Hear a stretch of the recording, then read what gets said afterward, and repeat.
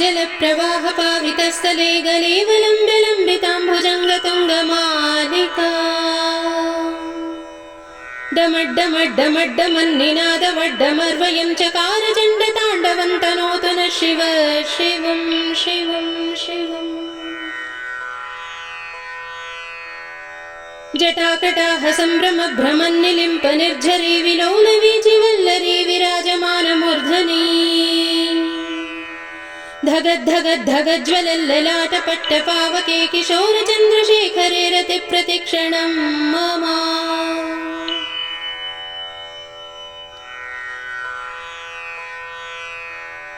धराधरेन्द्रनन्दिनी विलासबन्धुबन्धुरस्फुरद्दिगन्तसन्तति प्रमोदमानमानसे कृपाकटाक्षधोरणी निरुद्धदुर्धरापदे क्वचिद्दिगम्बरे मनोविनोदमेतु वस्तुनि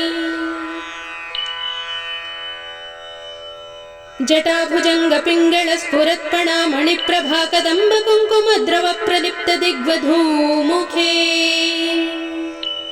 मधान्धसिन्धुरस्फुरत्वगुत्तरीयमेदुरे मनोविनोदमद्भुतं विवर्तु भूतभर्तरी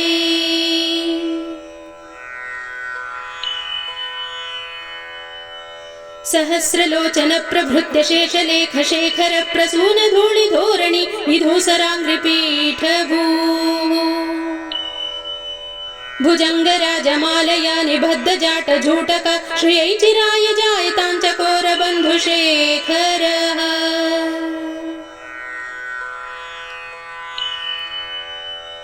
ललाटजत्वरज्ज्वलद्धनञ्जय स्फुलिङ्गभानिपीतपञ्चसायिकं नमन्निलिम्पनायकम् सुधामयूखलेखयां विराजमानशेखरं महाकपालि सम्पदे शिरोजटालमस्तु नः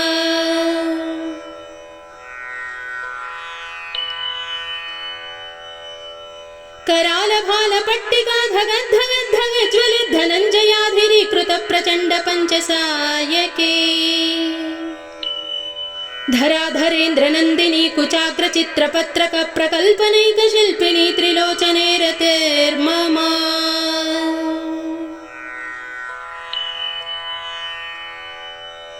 नवीनमेघमण्डली निरुद्धदुर्धरस्फुरत्कुहूनिशीतिनीतमः प्रबन्धबन्धुकन्धरः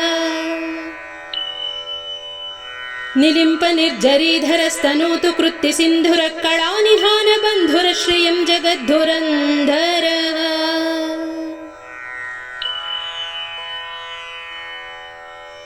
ॐ नमः शिवाय ॐ नमः शिवाय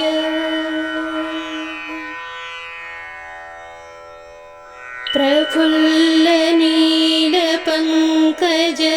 प्रपञ्चकालिमप्रभा वलम्बिकण्ठकन्दली रुचि प्रबद्धकन्दरं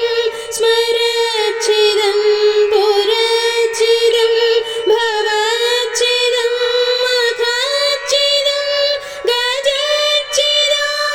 गजच्छिदान्धकच्छिदं तमन्तकच्छिदं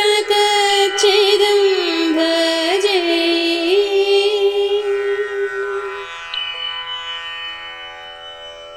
अगर्व सर्वमङ्गल कलागदम्ब मञ्जरी रसप्रवाह माधुरी विजृम्भणा मधुव्रतं स्मरान्तकं पुरान्तकं भवान्तकं मखान्तकं गजान्तकान्धकान्तकं तमन्तकान्तकं भजे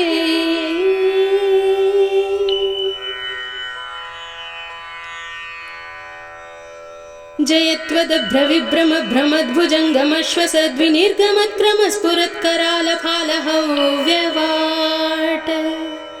धिमिद्धिमिद्धिमिद्वनन् मृदङ्गतुङ्गमङ्गलध्वनिक्रमप्रवर्तितप्रचण्डताण्डव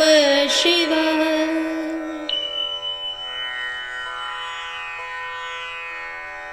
दृशद्विचित्रतत्पयोर्भुजङ्गमौक्तिकस्रजोर्गरिष्ठरत्नलोष्टयोः तृषारविन्दचक्षुषो प्रजामही महेन्द्रयो समः प्रवृत्तिकः कदा सदाशिवं भजाम्यहम्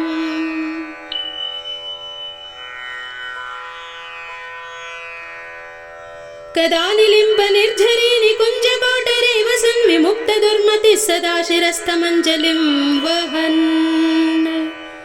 विमुक्तलोललोचनो ललाटफाललग्नखः शिवेति मन्त्रमुच्चरन् सदा सुखी भवाम्यहम्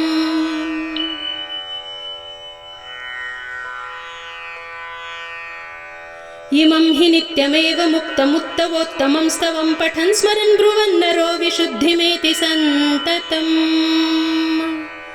हरे गुरौ सुभक्तिमाशु याति नान्यथा गतिं विमोहनं हि देहिनां सुशङ्करस्य चिन्तनं विमोहनं हि देहिनां सुशङ्करस्य चिन्तनं विमोहनं हि देहिनां सुशङ्करस्य चिन्तनम्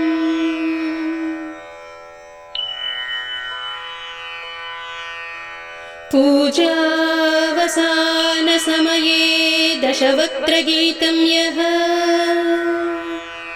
शम्भुपूजनपरं पठति प्रदोषे तन्यस्थिरामृतगजेन्द्रतुरङ्गयुक्तां लक्ष्मीं सदैव सुमुखीं प्रददाति शम्भुः।